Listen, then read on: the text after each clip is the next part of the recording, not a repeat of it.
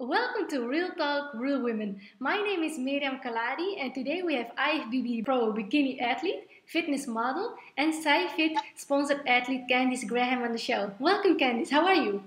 Welcome. Doing very well. So, Candice, I know you were a top competitor in multiple sports. How did your love for sports start out? My love from sports started out just as a kid. I've always been very active in sports. It's just something that was a part of my lifestyle growing up. I was involved in track and field, golf, basketball, cheerleading, anything I can do that was outdoors and that was very competitive. I just love to do it. You competed in track and field, judo, cheerleading, golf, and basketball, and excelled in track and field. How did you get involved in fitness, and at what point did you decide to make a career switch? I got involved in fitness once I finished college, and I wanted something like to do just besides go to work, and because I needed something that was still going to just drive me on a daily basis, and just allow me like to be very competitive physically. And I first got involved. I was doing on tri fitness competitions, and I actually enjoyed it. And my dad was a bodybuilder too as well, so that's why I actually grew up around it. And initially, I didn't see anything as far as women competitors. There was only women's bodybuilding at that time. So like when I got involved in fitness, I saw they had started the women's bikini division, and I just thought that'd be something that I can do, something I'll just be very good at. So, right. And I got into it, just as a whim, actually. It was a dare from my friend, and she was going to a show, and I was going with her, and I was like, I might as well go ahead and sign up too. And I signed up for the show, and I ended up placing in the top 10 in my very first show, and I didn't even train. I just did it. So, and I just loved it from that point forward. Oh, amazing. On your website, you shared that you didn't have a lot of knowledge of the modeling industry and had difficulty breaking in. A lot of women would have given up. What kept you going? I'm very driven. I always just like to push myself. When someone tells me that I can't do it, I always find a way just to prove them wrong. So just despite just all the obstacles that I went through, I still wanted to find a way just to make my dreams come true. What advice would you have for women watching who have had a particular interest or passion but at some point let it go, thinking it just wasn't for them? I would tell them just to never give up, just to always follow your dreams. No one can tell you what you're good at, You know what's in your heart, and if you feel that that's your destiny, go for it. Even if you fail, you're still successful. Exactly. Yeah. As you mentioned before, your father is actually a former bodybuilder. How has he influenced your career choice and success this far? He's been like great help and support, because he knows what it's like in the business, and he knows that it's very subjective. So like he always just tell me, this is just for you, don't let somebody else's opinion just affect your future. This is only just say certain time in your life. This is not your forever. So just make the most of it and just do your best. And if you're happy doing it, keep doing it. When you get tired of it, just stop, So, yeah. And that's the way I live. I just always follow my heart. And, when I feel like I'm over doing the unprofessional bikini, I'll stop and I'll move on to something else. Right. So. Great mindset. As you learned a great deal through trial and error, what has been the one thing that you wish you would have known when you started out? There's so many things. I learned so much. I'm just doing things on my own. One thing I guess I wish I would have known is just not to change because someone thinks that you shouldn't be a certain way. Because in the sport, you have a lot of judges, and they all just have their own opinion of what you should look like. And I felt that I looked great, but, you know, some judges felt that I wasn't just made for the sport, you know. So when I first started out, it was very hard, and I almost gave up, and I just stuck with it, and I ended up I'm just being very successful at it, you know, just despite what they thought. And if I would initially just, you know, let that get to me and just gave up, I would have never be in the I would have never been in the position that I am now.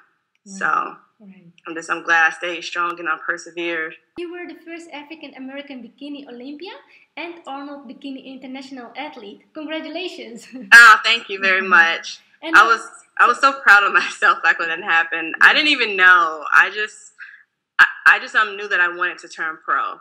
I didn't know just the background and just the history of it. Just until it happened. Amazing. So. What does that mean to you? Does it put extra pressure on you? It does. Because I feel like for like a lot of individuals like myself, I feel that I have to be like a role model, and I just have to carry myself, and I just to, you know, and I try to keep myself just at a higher standard because I want to be that role model, and I don't mind going out of my way just to help someone who's unlike myself and was going through the same. Just I'm going through the same trial tribulations as far as I'm breaking into the industry, and just I'm knowing what to do. I don't mind just I'm giving advice, giving back, and I'm doing it, and I'm doing like whatever I can, and just making it easier for them because I know what I went through. That's wonderful. Yeah. I know that you do not only want to be known as a successful fitness model, but also as a respected fitness personality. What kind of legacy would you like to leave behind? I just want to be a pioneer in the industry. Like when I look at success, as far as like on Black women, I think about Oprah. You know, I just look at just the blueprint that she left, and you know what she does. She just goes after what she wants, you know, and it may take her just some years to get there, but she always finds a way just to go after her dreams and at the same time give back, you know, to her community. And, you know, I just want to leave a legacy. Like when someone thinks of me, they know that I'm a giving, caring person, you know, who just has a big heart, you know, and I just love what I do, and I have a strong passion. You regularly write for and contribute to some of the major publications. How important is it for you to share your knowledge with others? It's very important because I know in this industry, there's not a lot of people that actually want to give you that knowledge that can potentially, you know, help you be successful, like to win against them. So like a lot of people just try to keep everything to themselves, and they don't want to share. I don't mind sharing, you know, because if you don't take what I can learn and be better, and you can just, you know, continue to give back and help others achieve success, I think there's enough room like for everyone to be successful. I don't think that, you know, this platform is too small and I just need to just try to hog everything up myself. I think it's enough room like for everyone. And, you know, and I think it's very important just to me just to always find different avenues just to give back and share my knowledge. That's great. I know you also created Bikini Bellas. What's that all about, and what are your goals there? Bikini Bellas is a blog that I started. Just initially, it was a blog just to give knowledge, just to other competing to other bikini competitors like myself. It was aimed towards Black bikini competitors like myself who had a hard time in the industry, finding different avenues, because I was getting a lot of questions on Facebook. So I thought if I just put it in a blog setting, it'd be just more visible, like for others just to find their information.